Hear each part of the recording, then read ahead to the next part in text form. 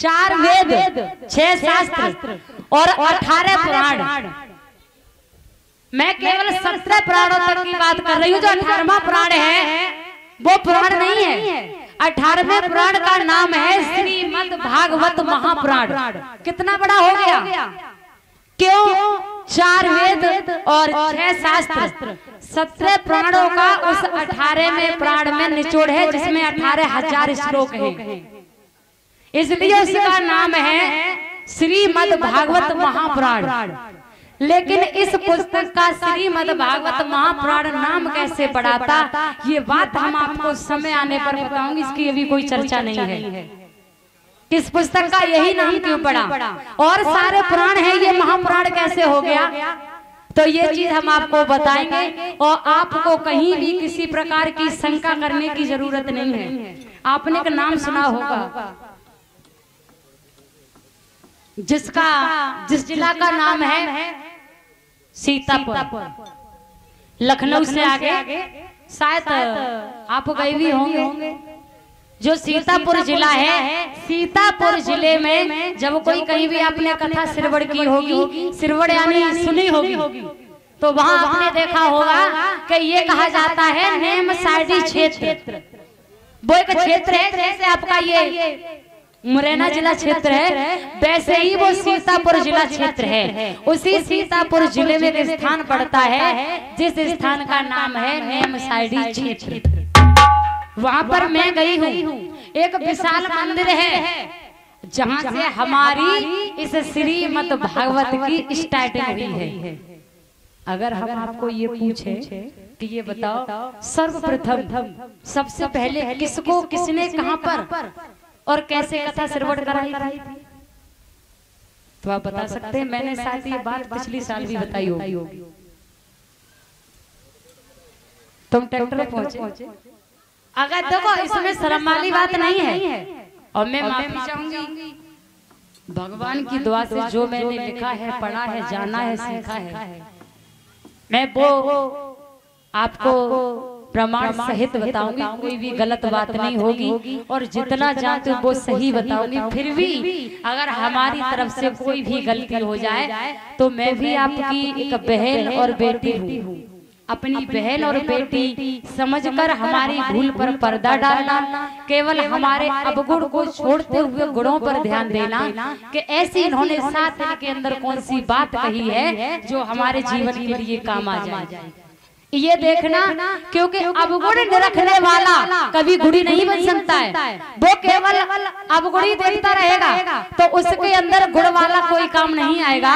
और जो गुण को छोड़ेगा और ये सोचेगा हमें इससे क्या मतलब, हमें अपनी मंजिल देखनी है, तो वो गुणों को प्राप्त कर सकता है। तो मेरा तुम अवगुण छोड़ते हुए केवल गुणों पर ध्यान रखना, ये मैं आपसे बार बार निवेदन करूंगी। अब आपको बताएं सर्वप्रथम और कहां पर, कैसे, किसको देव ऋषि नारद ने नेमसाड़ी क्षेत्र हरिहर गंगा के किनारे भक्ति को कथा श्रवण कराई थी। हमारे और तुम्हारे जीवन में अनमोल रतन 3 चीजें हैं, जिनके नाम है ज्ञान, भक्ति, वैराग्य। और श्रीमद् भागवत में आख्यान भी ज्ञान, भक्ति, वैराग्य का ही आता है। सर्वप्रथम यहीं से स्टार्टिंग होगी। यही प्रश्न आता है, ज्ञान और भक्ति, वैराग्य ये माँ बेटे थे। आप लोग सोचते हो कोई वस्तु थी, वस्तु नहीं थी, ये माँ बेटे थे। हमारी और तुम्हारी तरह ये भी इंसान थे। नेमसाड़ी क्षेत्र में बैठे हुए 88,000 ऋषियों से सूत जी महाराज बोले, अब आप ये मान लीजिए, ये आज के लिए हमारा गांव नेमसाड़ी क्षेत्र बन चुका है।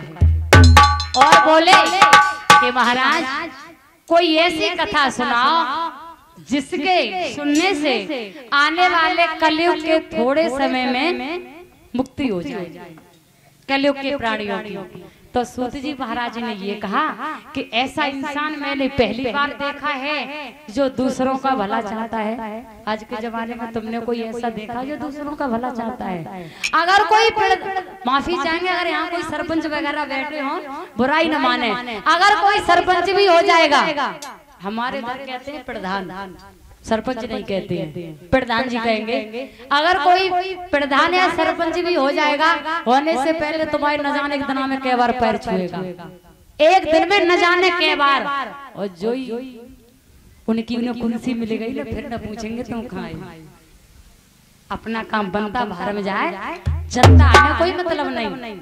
तो उन्होंने कहा हमने पहली बार देखा है जो तुम दूसरों का भला चाह रहे हो। उन्होंने कहा महाराज अगर मेरे करने से दूसरा का भला हो जाएगा तो भला हमारा क्या बिगड़ेगा। बोले देखो आने वाले कलयुग की प्राणियों की तुम चिंता मत करो। क्यों? क्योंकि तुलसी दास तुलसी कृत रामायण में एक चीज लिख करके गए हैं। कौन सी? तो आपको बताएंगे चौपाई के माध्यम से। क्या लिख करके गए हैं कि कलयुग की बलना मोया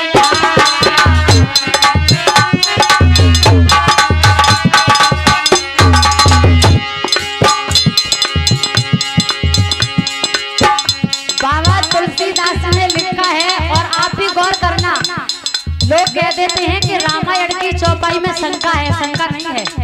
मैं रामायण की चौपाई को आपको खंड खंड करके बताऊंगा। कलयुग की बलना मोया धारा, सुमिर सुमिर मैंने उतरे पारा।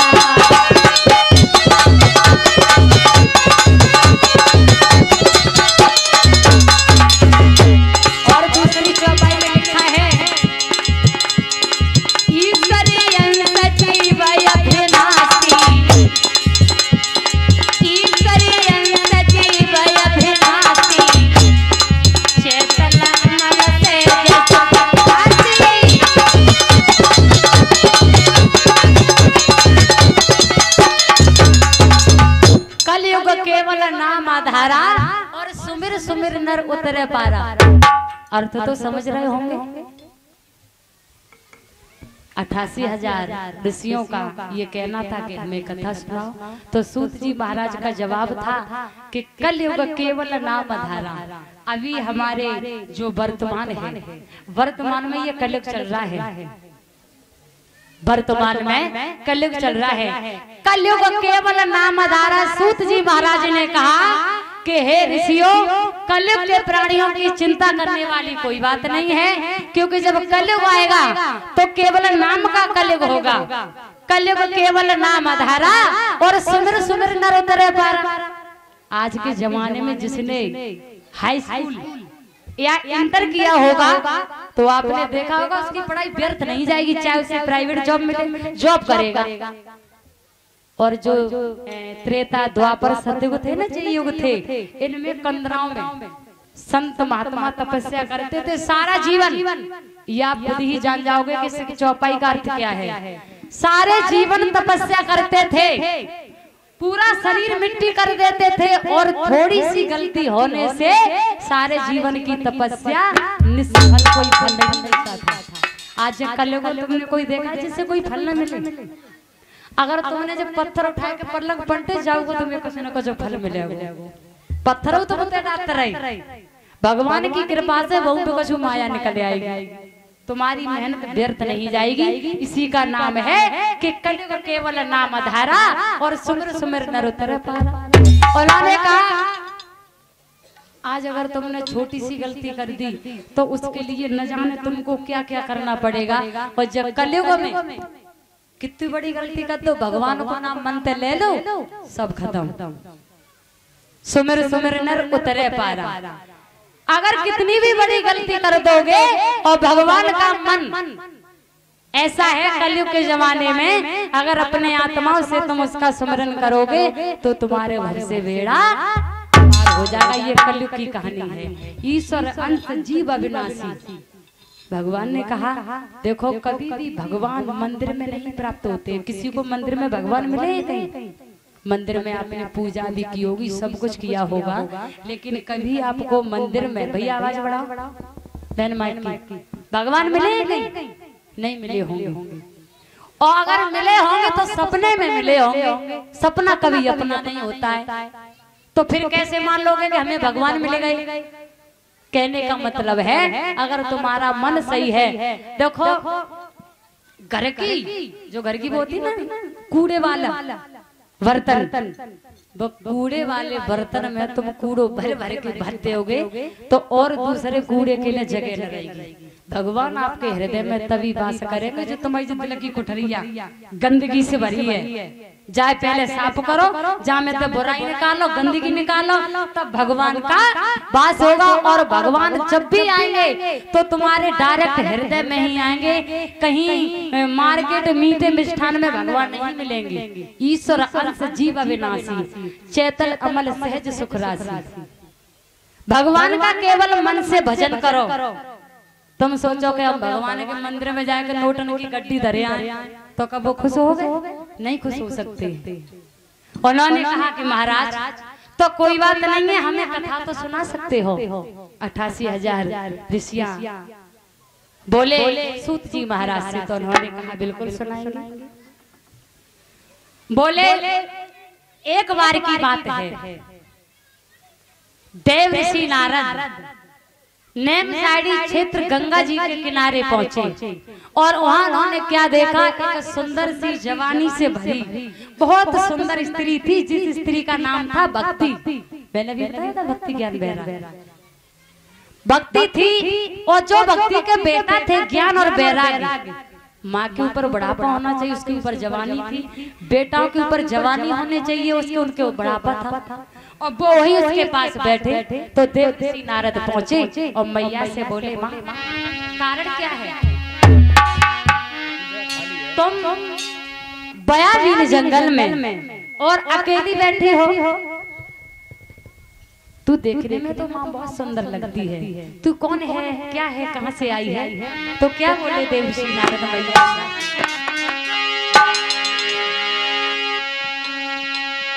मैया पूछूं बोले हाँ मैया पूछूं कोई बताइए मोए कहा दुखवारी जे बाबा के सो रहे हैं और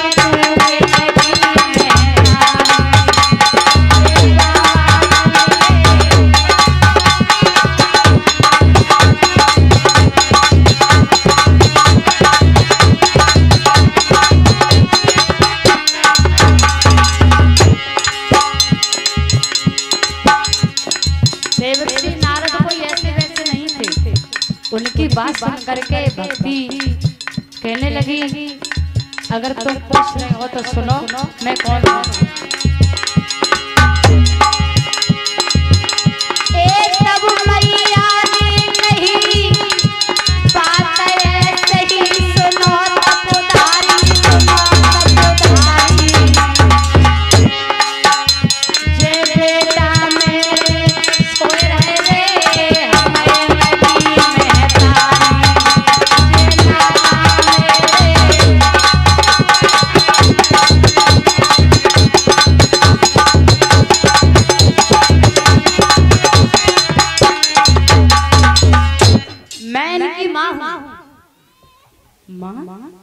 लेकिन तुम्हारे ऊपर जवानी है और जे इनको नया होना चाहिए, इनके ऊपर बुढ़ापा है।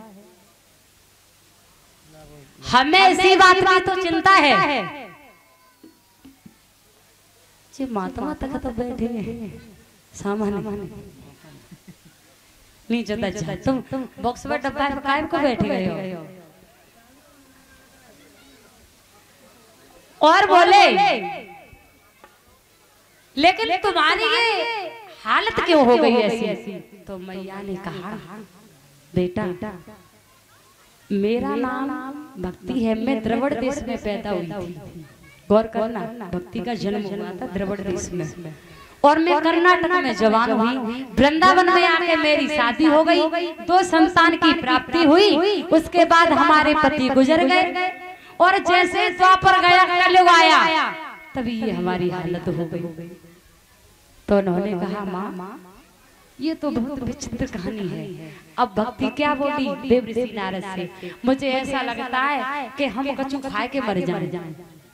और ये हमेशा ध्यान रखना, जब भगवान तुमको मनुष्य का जन्म देते हैं, कभी भी बगैर मौत के नहीं मरना चाहिए। और जो मौत से मरेगा, जिसका समय आ चुका है, जन्म उसी को मिलेगा।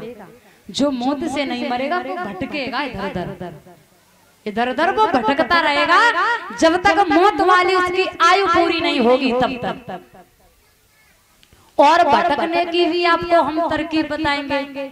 जैसे आपने देखा होगा कुछ लोग गैर खाए पिए भूखे ही प्यासे फांसी लगा के मर जाते हैं, देखे को आग लगा के मर जाते हैं, फिर वे मरने के बाद को बन जाता है भूत बन जाते हैं। और उनकी ये पहचान है, जब वो भूत बनते हैं तो अपने ही किसी परिवार के कैंडिडेट पर सदस्य पर आके वो कौन करते खेलो करते जब भूत आते हैं तब कहीं पानी मांगेंगे, कहीं खाना मांगेंगे। ये पहचान है कि ये भूखे और प्यासे मरे, क्योंकि उनको फिर मरने के बाद कुछ मिलेगा ही नहीं। तो ये इनकी असली पहचान है। कभी भी इंसान को बगैर मौत के नहीं मरना चाहिए। देखो जो तुम्हारे किस्मत में वो तो तुमको भोगना पड़ेगा, जो तुम्हारे किस्मत में विधाता ने लिख दिया है वो आपको भोगना पड़ेगा, चाहे कुछ भी करना। और जन्म भी हर किसी को नहीं मिलता है। हमारी रियलता एक्सपायर हो गई और उनको तुरंत जन्म मिल गया।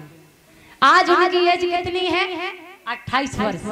उनकी दूसरी जगह शादी हो गई। क्यों? वो बीमारी से गई थी मौत से। उस वक्त हमारा जन्म भी नहीं हुआ था। जो मौत से मरेगा जन्म उसी को मिलेगा, ये ध्यान रखना। कभी भी जीवन एक संघर्ष होता है। जीवन का नाम ही संघर्ष है। जिसके जीवन में संघर्ष नहीं है उसका जीवन नहीं है। संसार में आए हो तो संघर्ष तो करना पड़ेगा। और जो संघर्ष से पीछे हट गया वो समझो कायर है, वो जिंदगी से पेश नहीं ले पाएगा। तो क्या बोली भैया कि द्वापर में भरी जवानी थी, थे आप न तीनों आपे में, लेकिन कलयुग के आते ही बेटा घिर गए बुढ़ापे में।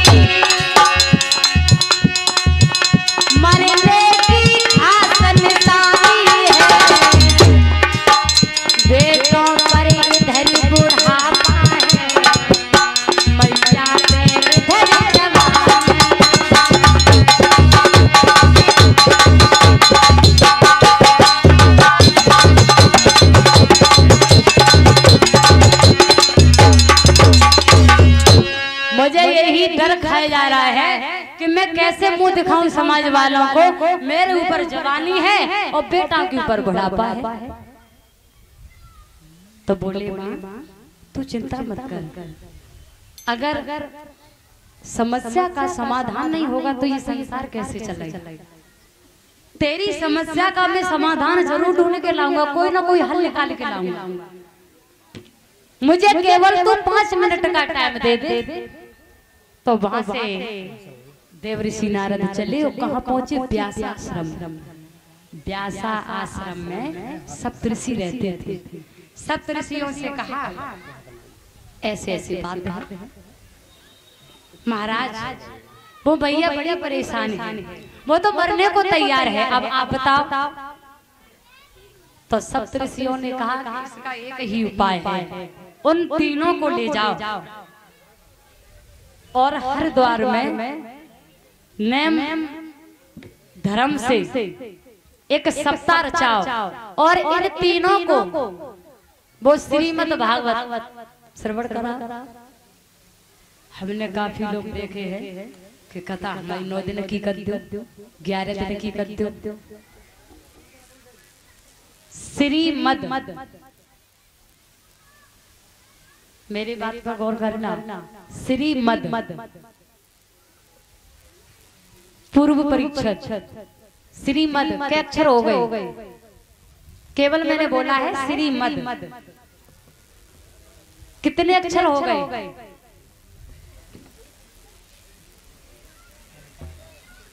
श्रीमद् और भागवत। श्रीमद् वाले अक्षर जोड़ लो और भागवत वाले जोड़ लो, क्या अक्षर हो गए? सब 7 हो गए। हमारे और तुम्हारे जो दिन है, देहाती भाषा में बता रहे हैं, सोमवार, मंगल, बुधवार, गुरुवार, शुक्रवार, शनिवार और रविवार। 7 ही दिन हो गए। 7 ही दिन हुए।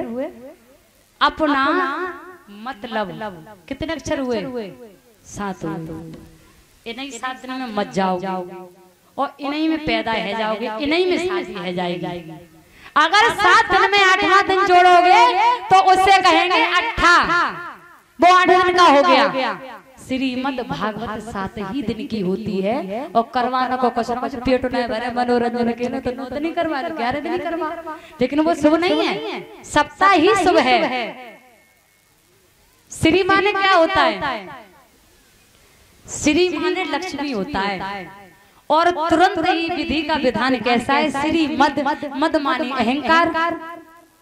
पहले भगवान परीक्षा लेगा, पहले तुम्हें देगा दौलत, लक्ष्मी देगा, फिर मद लगा दिया है और जब तुम पे दौलत आएगी तो तुम्हें अहंकार होता है, जाते हैं ऑटोमेटिक। मामे को भैया ना, जब हम पे दौलत होती है ना तो हम पका देखे चलेंगे रोड पे, तो हम काउला के है। तो वो कहा है श्रीमद्। श्री माने लक्ष्मी, मद माने अहंकार। और फिर बाद में लिख दिया है भागवत।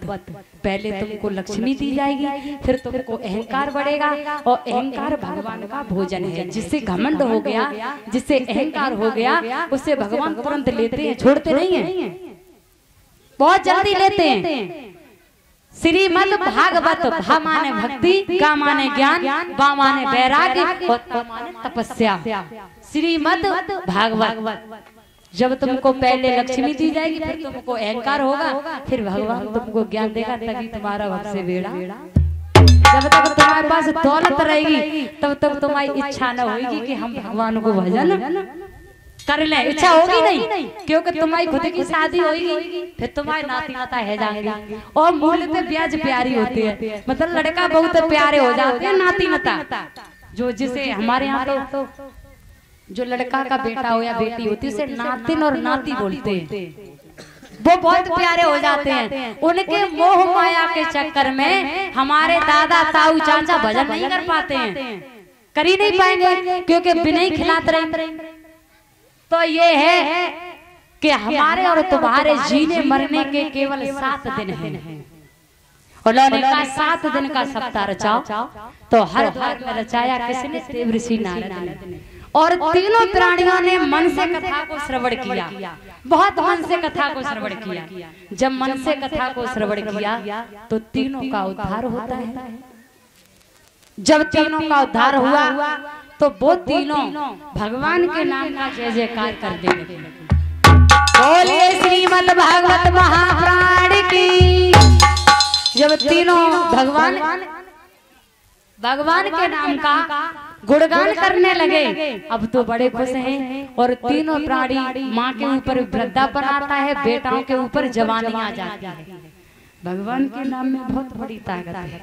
और कितनी बड़ी ताकत है ये बात आपको हम चौथे दिन बताएंगे कि भगवान के नाम में कितनी बड़ी ताकत है। समय से पहले किसी चीज को बताना उचित नहीं है। तो हमारे साथ एक छोटा सा कीर्तन बोलेंगे सभी भाई।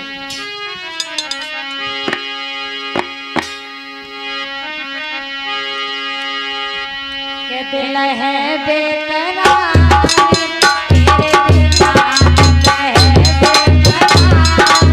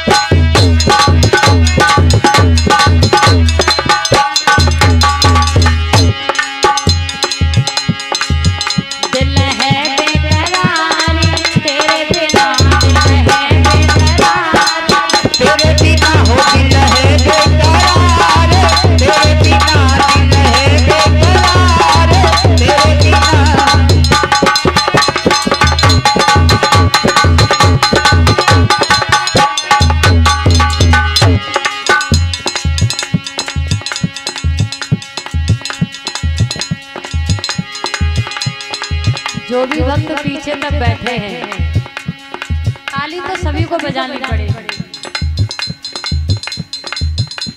सभी को ताली बजानी पड़ेगी।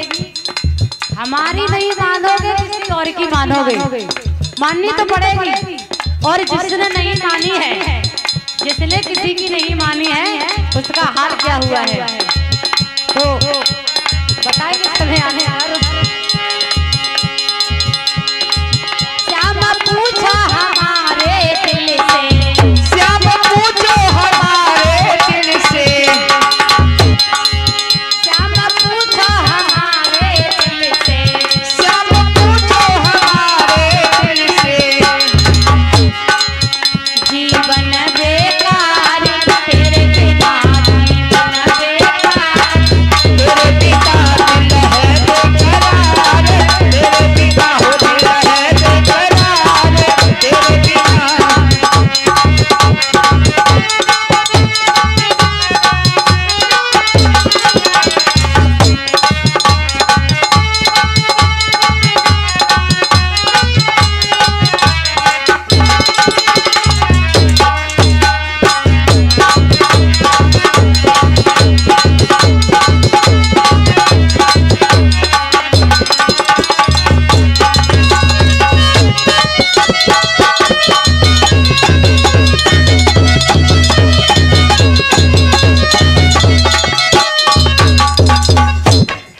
बोलिए वृंदावन बिहारी लाल की।